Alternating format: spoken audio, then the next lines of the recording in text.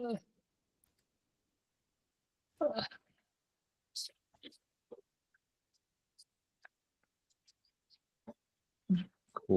Hello, welcome to our community think. And yeah, Jack, I thought. Again, do you want to focus on this? What? Sorry. Yeah, do you want to start? Oh, okay. Okay. Or you can. Okay, let me share the screen. Wait a minute.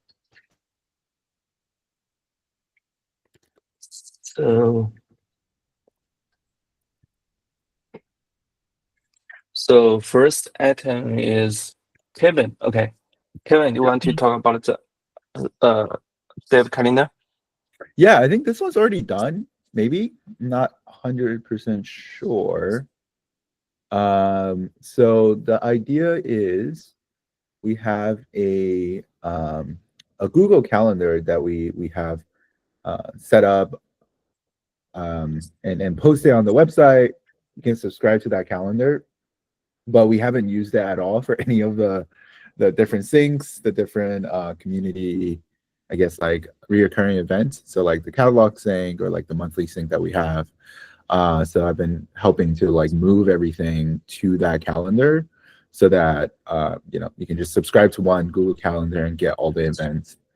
And I think Renji, we had an email conversation about this. You already moved it, right? No, I transferred ownership to Daniel, but I'm not sure. Sim has not started working on this yet. Okay. I see. I'll follow up with them. But yeah, we're like, we're slowly moving everything there. I just wanted to mention on the sync. I was going to mention that it is there, but I'll message Daniel and then we can take it from there. But this way we're not like all over the place with the different syncs. That's the only thing I wanted to mention. Okay. I think it's good to know that we have a place to see all the community things in one calendar. Yeah, it's always been there. We just never used it, and no one looked at that page. Okay. And I actually had some trouble finding the Iceberg Rust community sync links there, so I think this can be helpful. Yeah. Maybe we can add our community sync event in our documents or in our README, so more people can join us. Yeah, good idea. Yeah, sounds good to me. Yeah. Yeah, actually, we need to send a reminder to the email list and in Slack, but we also forget to do so. Yeah. I think we just need to subscribe to the calendar, and right, and then it will. I'm not sure what kind software, calendar software you're using. So calendar, I guess. Yeah. Okay. Okay.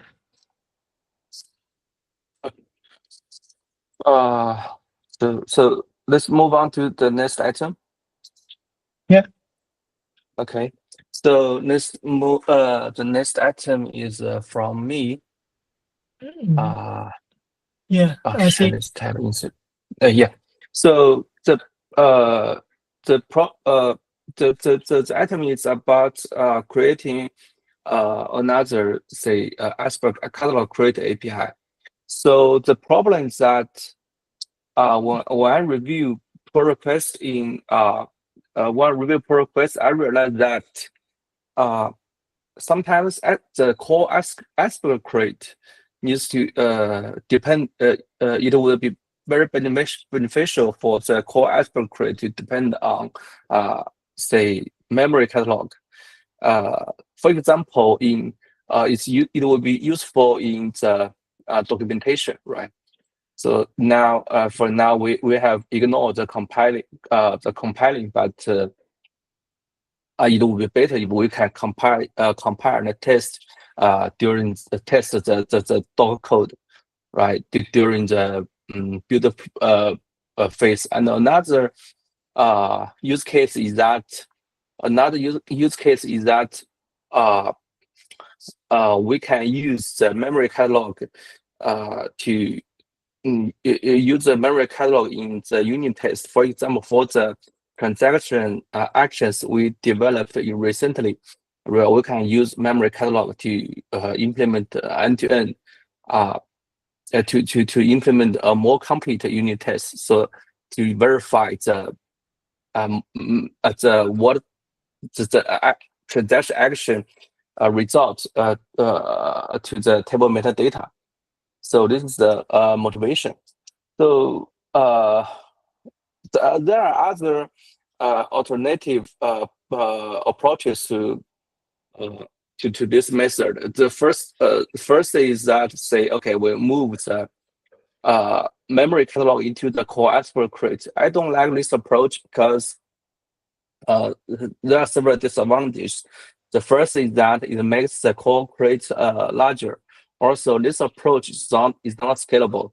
So, for example, if we say in future we want to adopt similar approaches for file I/O, say we will define say file I/O trait and keep the concurrent implementation of file I/O in other crates. We also need to include the say memory or local file in the core Iceberg crate. Right, this is why I don't like the first alternative. The second is that we create, instead of creating one crate for the Iceberg catalog API, another is we create the Iceberg API crate, which is similar to the Java or the Java module. The Java code. It contains Iceberg API module, and it contains all the interfaces defined in Iceberg. This is I'm not completely ruling out this approach, but the only problem reason I don't like this approach that is a fat crate rather than personally I prefer smaller crate to the smaller crate approach. So any thoughts? I actually think the alternative one, that's that moving Iceberg catalog memory to Iceberg crate is a good idea. First of all, Iceberg catalog memory doesn't have any other dependency. It only needs hash map and something. So it's not not a heavy catalog like Circle or like HMS and other grids. It's quite simple, and yes, the second reason is it's not scalable, and I think yes, we don't need to scale very much because we only have 2 core trees, one catalog and the other one is file I/O. We can just put memory. There are memory implementation in Iceberg directly. Say we have catalog memory and a file I/O memory. We don't need to introduce other implementations in Iceberg grid. So it's predictable and it's not quite large, and we don't need to introduce a new grid. And I think it's fine. What do you think? I think it also sounds reasonable to me. So I think it's also reasonable. Yeah. Okay. Yeah. Let me check again about Iceberg memory, catalog memory, and see how many dependencies it has. So it only needs UID, study JSON, Iceberg, futures, and async try. I think most of them are already dependent by Iceberg, so I think it should be okay. Yeah, I think this is also a reasonable solution because in memory catalog was originally designed for very simple use case. Yeah. And example use case. So I think this is also a reasonable approach. Yeah. Yeah. Yeah. And from the user side, if we have a memory catalog in Iceberg create directly, they don't need to have some collect dependency to start Iceberg. They just need to add Iceberg and they can have a very quick demo. I think it should be a good thing for us. And I think it's the same for file I/O. We will have a memory, in memory file I/O for Iceberg, in Iceberg create directly, and all other external implementation can be outside. We don't need to introduce new dependency for Iceberg. Cool. Sounds reasonable to me. So anyone else? Anyone else has other opinions? What do you think? I think moving memory catalog to the Iceberg crate makes sense to me. I don't ever see memory catalog getting used in like real heavy lifting production scenario. Only mainly used for testing or quick demo, as Shanwon mentioned. I think alternative one makes sense. Okay. So let's move to Okay.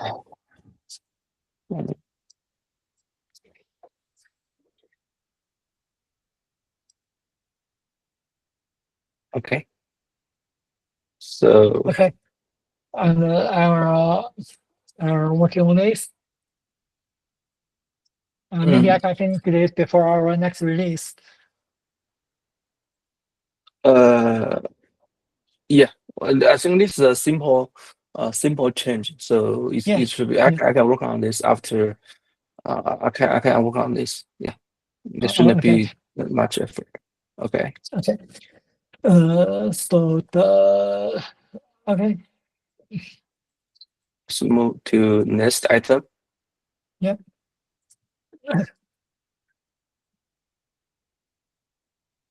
Do you want to share? Oh, actually, I added here, but I think you can drive the discussion. You just open the link. Yeah. Yeah, I think both of you has. Yeah. Oh, let me share this tab. Okay. Okay. It's about required error, right? Yeah. Yeah.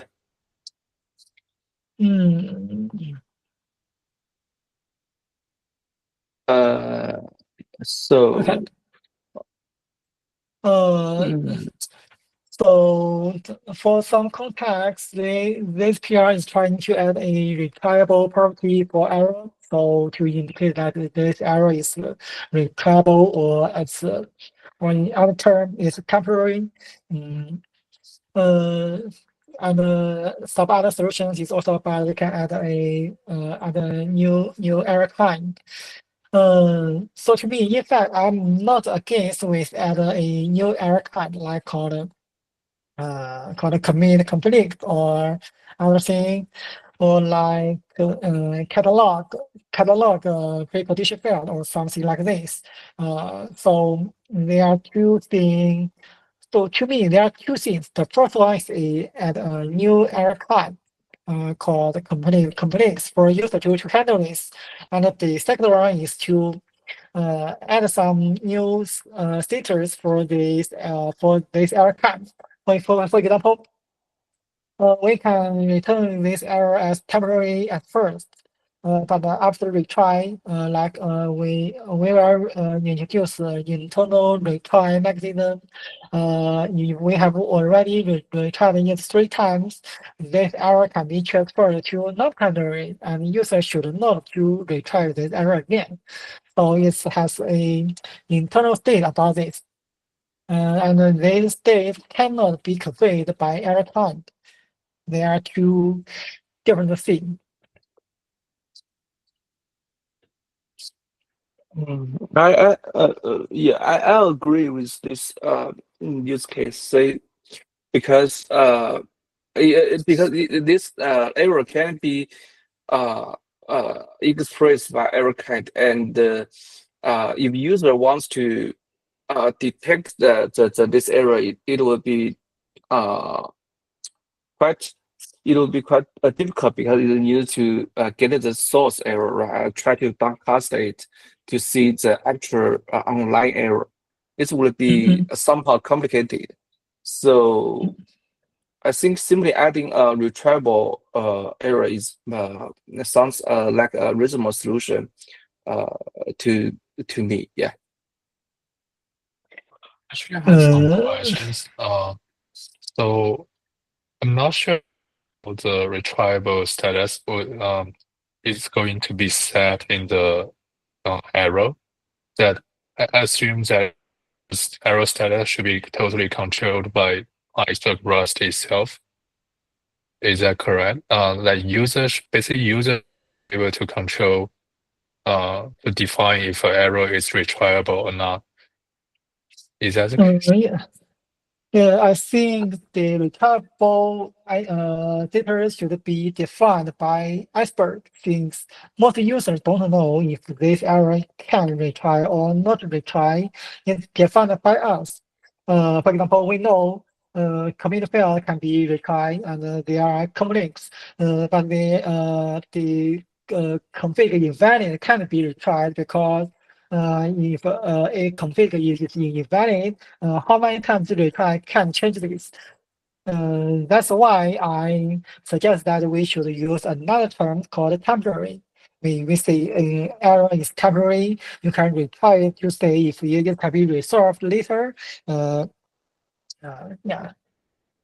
And also, I just want to understand a little bit more like how a user will actually say about Iceberg Rust. So, I assume if we add this temporary error status, what users going to see is first the error kind itself, and second is just retrievable status like temporary. Is that the case? And they can use this flag temporary to determine that if try on such error. Yeah, Uh, I think they are two different things user want to handle. The first one, error count is for user to decide which kind of this error and is this error kind they are expected. For example, we have an error called namespace not found. Then user will try to handling this error count by return a user-friendly error message to tell user that this namespace is not found. So that business logic inside there. And temporary is another thing that different to our kind. They want to do internally retry about this error. So maybe they have different layers and they have their middleware they want to handle all these network related related retriable error. So to me, use of the logic will be something like they use Iceberg and they have some retry loops and they will check if this error is temporary inside the retry loop. And after retry, they will check the error count to say if this error is our expected behavior and we should put some business logic here. oh, I see. So does that mean that the retry logic itself should also be on the basic logic from the user side? Yeah. Does that conflict with having the ROS itself as well, or that's a separate concern? What do you think? Sorry, Yeah, I let me didn't get this. let me rephrase it a little bit. So, I think I was trying to add this within the Iceberg Rust. So, I was trying to use background basically to have to retry on certain errors. Yeah. When conflict happens. But I think what you said is that we want to defer this logic to the user side, so user can have their own retrying logic. Is that like a Yeah, separate thing or yeah, I think it's a config that the user can control. First of all, we can provide our own retry logic. In our own retry logic, we will retry this error internally and set the temporary to false if we retry failed. But user can decide to opt out this logic and they can retry by themselves. And in this way, we will not return any errors. We just return the temporary error to user directly, so they can decide what to do with this error. yeah, I think that makes sense. So basically we have Yeah. like internally we have the control by user using user config, table config, Yeah. whatever. And if they're not happy, they can add retry wrapper outside of Iceberg. Yeah. I think yeah, I think though this is feasible, but I think this is not a good example of the retriable. So I think a good example of retriable is say things like transient network error, right? Because because you need to interact, because Asperg need to interact with a lot of remote service like S3, like say REST catalog, and sometimes a transaction network error happens, right? And we set the retriable flag, and we throw the error to the user, and the user itself determines whether they want to retry this operation with this flag. Yeah.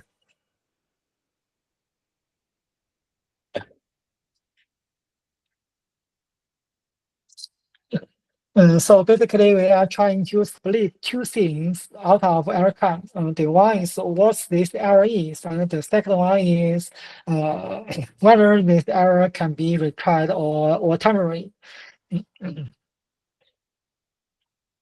Mm-hmm.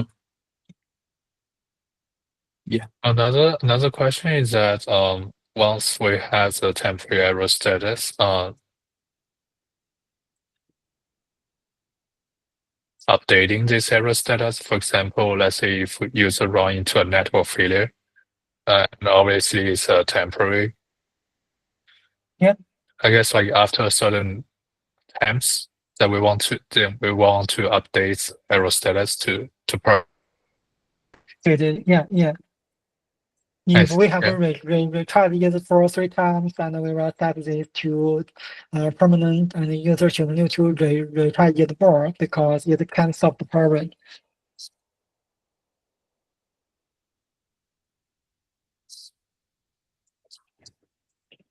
Mm-hmm.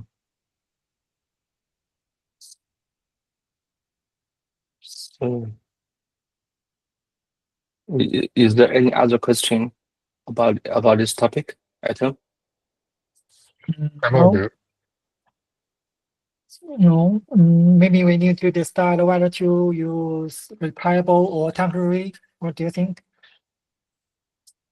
I'm preferring to start with a simple retriable property, Okay. and expose a simple retriable function as a starting point.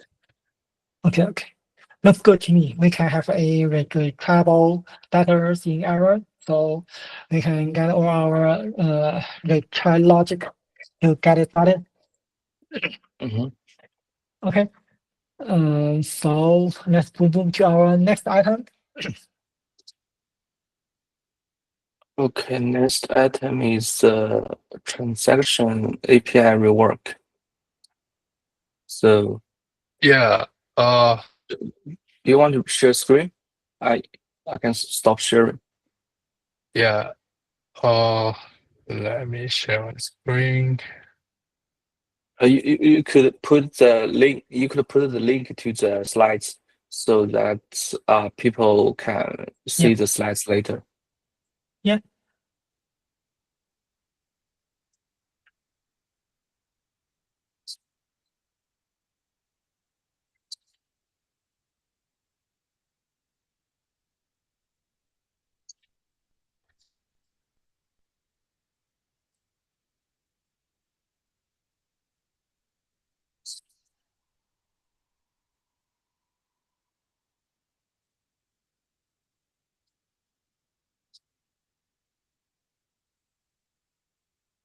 Hey, can everybody see my screen?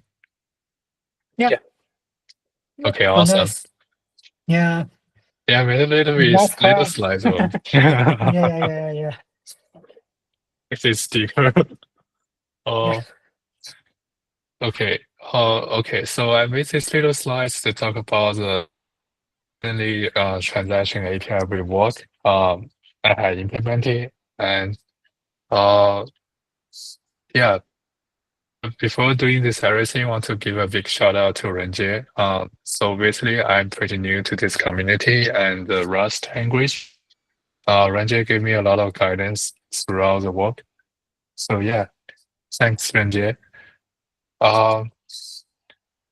So I guess I should have gave a quick introduce to myself that my name is Sean. Yeah, I recently work at AWS Data Lake team on the EMR. I've been working in this field for a few worked on some other table formats like Apache Hoodie. And Iceberg is super new to me and interacting with our customers, but working under the hood, this is the first time and super exciting to me. Okay, cool. Without further ado, let's dive right into it. The first question is why? Why we want to rework the transaction API? There are a couple of reasons. First is that the most major reason is that the transaction is available in case of conflicts. Otherwise, you don't really want to call it transactions because, like, in terms of conflicts, you will just fail.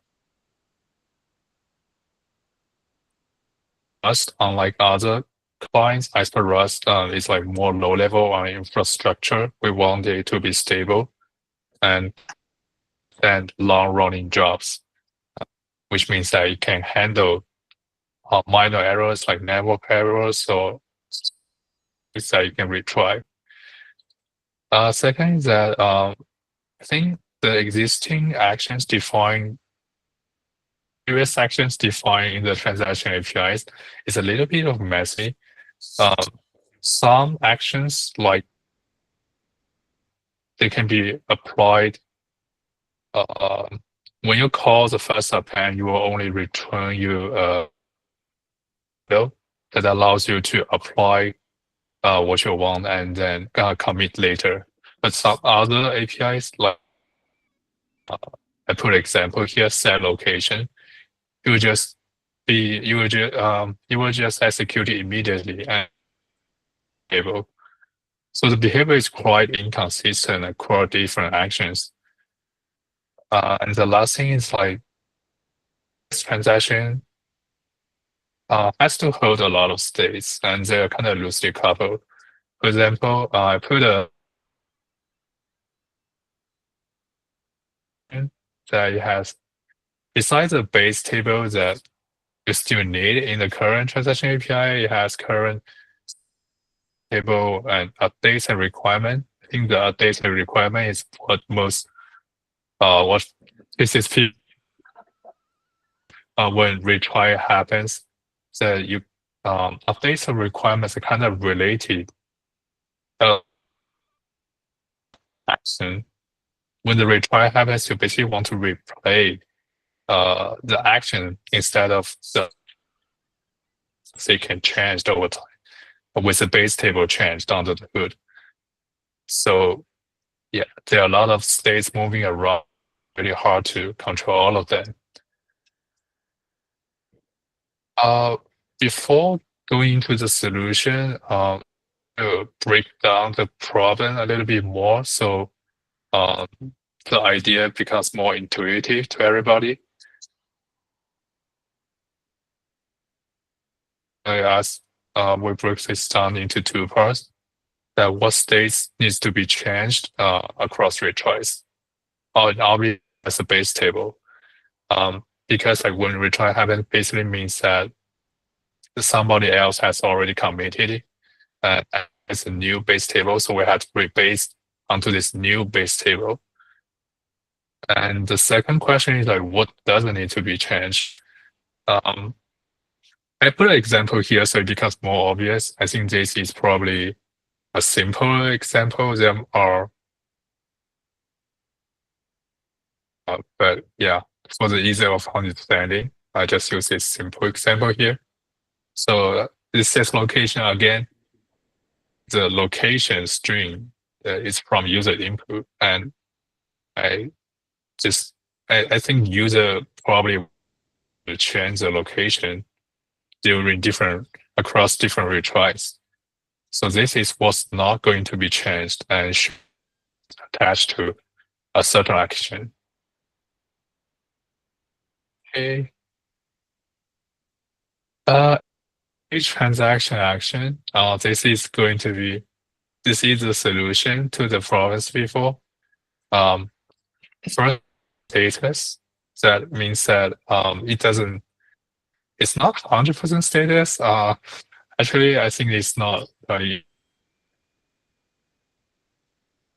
Instead of having transaction to hold all the updates and requirements, we want the transaction to only hold actions, hold with something replayable can be applied to the table instead of all those updates and requirements. It's really hard to control. Yeah, the second point kind of echoes to what I said. Basically, we want to be able to generate table updates and table requirements on the fly instead of a certain transaction. And the general idea here is takes what's changing with the table and combine it with what's not changing. In the previous example, the location is not changing, and always we're going to into some action implementation. And after that, we return the updates and requirements. So this is the example of the example. It's just the tree itself. That's how we define. There's only one function within this tree. That's commit. That you can see here. It takes a table, a reference table, and then it returns the action commit. Action commit is it's basically a combination of table updates and table requirements. I think this can be a little bit confusing. I do have some more examples here again. So previously we have the set locations that can mutate the table metadata directly. After refactoring it, we have this update location action. So basically you can see here that in the first red circle here, I'm not sure if you can see basically the red circle here, the location should come from user input. And this time, since we have actions draft to store array states, we can just like put the location into the action. And when it actually commits, it takes in a base table by the states, as in location, to this space table, and then generates the table updates and table requirements. I think one thing to notice here is that this is overly simple, because you can see here that you have an underscore before the table that you don't really require a base table metadata to generate the table updates and table requirements. But we can start to a more complicated example so you easily see like why passing the base table is useful. This is a more complex example, the fast append action. So basically, when applied, you have to know the existing states of your base table. So basically, the choice table may be different because obviously we're based onto the latest table. And then According to the latest base table, you will try to attach the user states, user inputs onto this table. The user's input states for fast append action, in this case here, you this commit you edit files, key metadata, snapshot properties, something like this in the red circle. Snapshot producer is like a helper to help you create the action commit within this. Basically, we'll do the same thing. Attach the attach was not changing. Was changing the base table and generate a new updated table requirements. Cool. Yeah, let's take a closer look to dive deeper into the commit, like when the so previously we have seen one commit function, the transaction action itself. But I want to also show that with this new design, what will happen when you actually commit the transaction action and where you want to call that. Going to call to invoke the commit of its actions. So basically, we might want to first look left to this new transaction struct here. So basically, the new transaction will have first a base table and then a vector of actions. And if you can't vary how we're going to invoke them, that within the transaction commit function, as is do commit and within do commit, we are going to iterate through the action, the vector, and commit each transaction action, the transaction holds. And whenever you commit a transaction action, you get the action commit, the stats table updates plus table requirements. And then you just apply it onto your current table, the staging table, a temporary table variable that will be returned eventually by this method. So yeah, I think it's pretty much straightforward.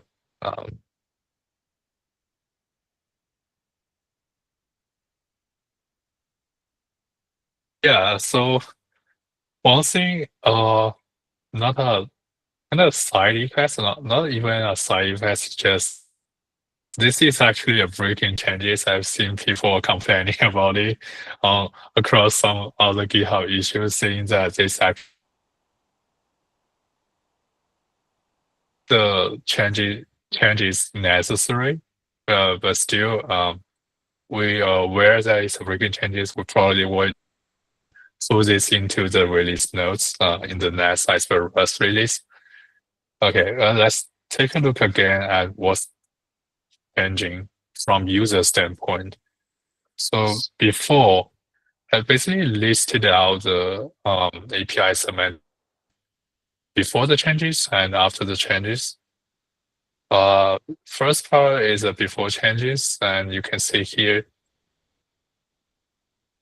I think I messed up somehow. Those two images are basically the same.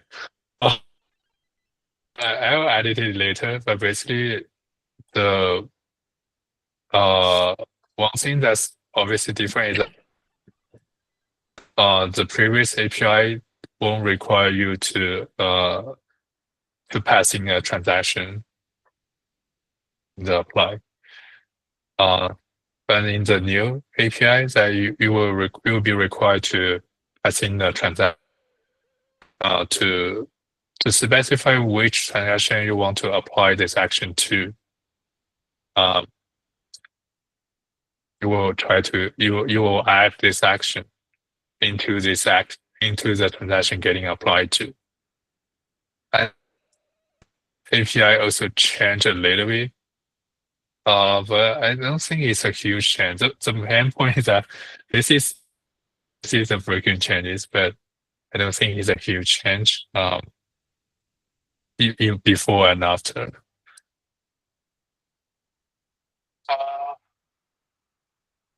think that's basically it. And here's some like follow-up items. The transaction API reward. First is the retry logic design. I think we already discussed that in the previous part community thing. We want to finalize on the retry error, and then we want to determine logic we want to provide with Iceberg Rust and what kind of error API to our users. Second part is that we obviously need to add more action implementation functions. Recently, I've seen some interesting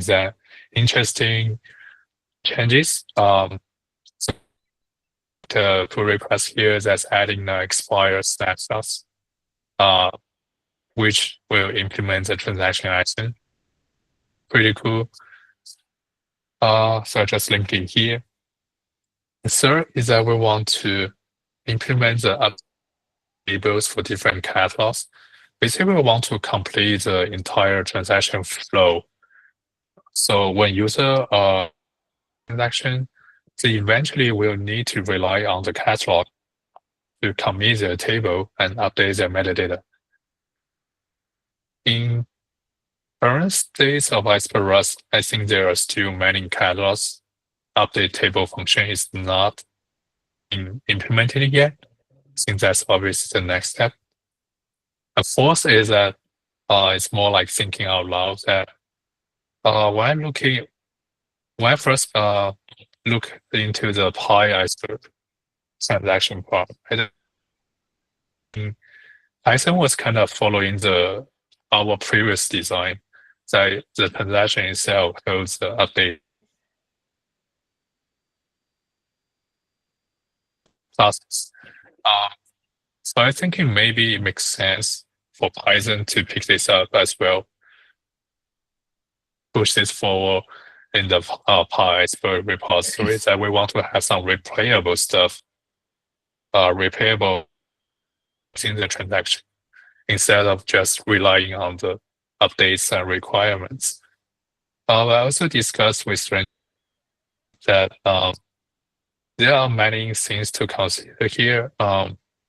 The most interesting one is that it depends on the Pi Iceberg use case because Python is mainly used by data scientists client to query the table. And most of the times their job is probably a one-time thing that they don't really starting a long-running jobs. They mainly just want to fire their query request and then and that's basically done. If they fail, they can manually retry.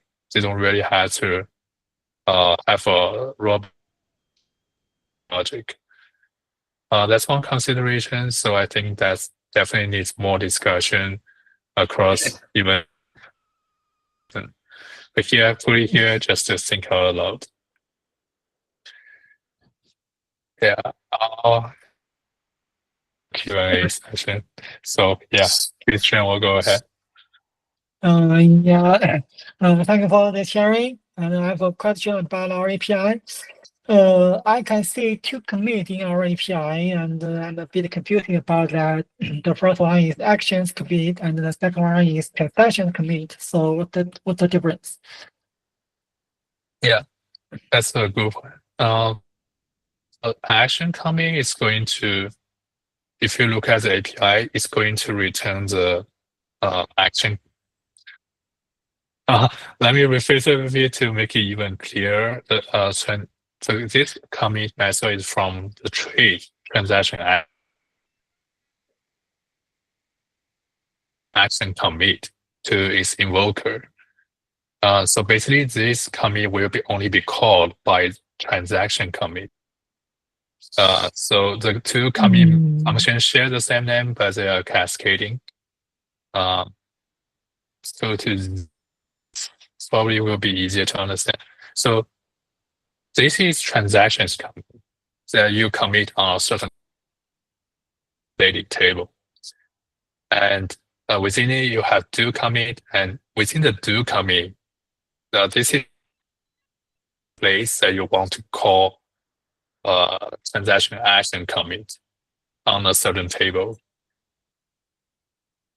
I think the naming is kind of echoing the Iceberg Java design that you have multiple commits method in different places, basically in table operations, in transaction, and you want this commit to cascade, actually committing a transaction.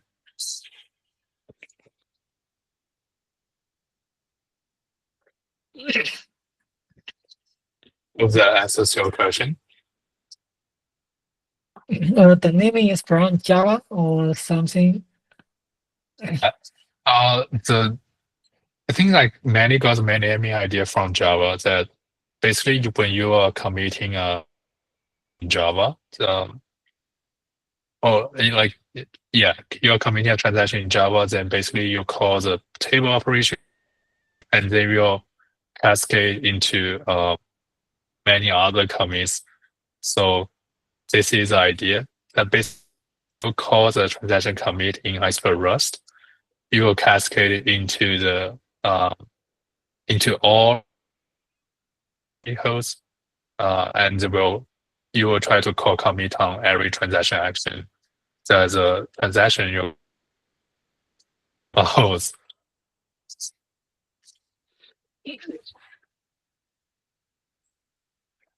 Okay. I'll take some time to try to review the transaction API after the meeting. So anyway, thank you for your work on it. Yeah.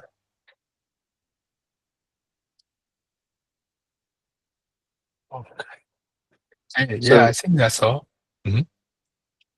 Okay. So we can move on to the next item. Release. So Yeah. This is adding virtual. Yeah. Yeah. So We used to have a discussion about set our monthly release schedule, and still see most people looks fine, and I will just to stick to this schedule, and I will start our June release, and recently, and I decided to finally release at the first week of July. So do we have do we have some blocking issues that can prevent us from releasing, or something PR we need to get merged in this release?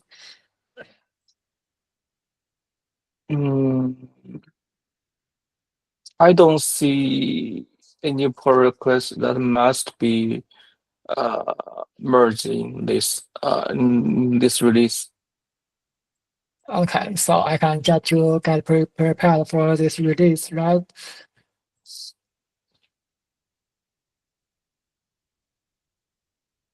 Yeah, I Okay. think it's good to go. Okay, I will start work tomorrow and to get us prepared. Okay, I don't have other questions. Okay. So, I think that's all for today. If we don't have any other topics to discuss. Okay, thank you, everyone. Okay, thank you. All right, bye. Bye. Bye.